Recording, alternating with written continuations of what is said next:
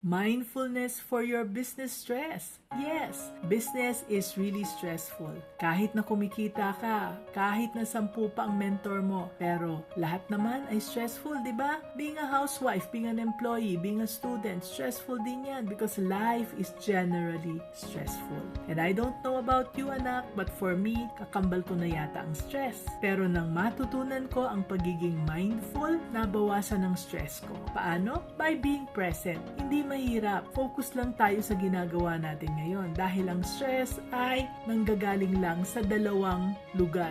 When we are thinking about something that happened in the past and when we are thinking about what will happen in the future. Yun lang.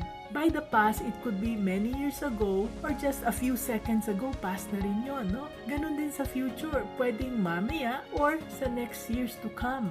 So, catch yourself by paying attention to your thoughts, to your feelings, at saka yung mga sensations sa mga ginagawa natin ngayon. Just the present. When your mind wanders, bring it back to now, the present. Anyway, hindi naman natin kayang makontrol na ang past, tapos na yun, no? Or ang future, hindi natin alam kung anong mangyayari sa atin just now, after a few seconds, diba?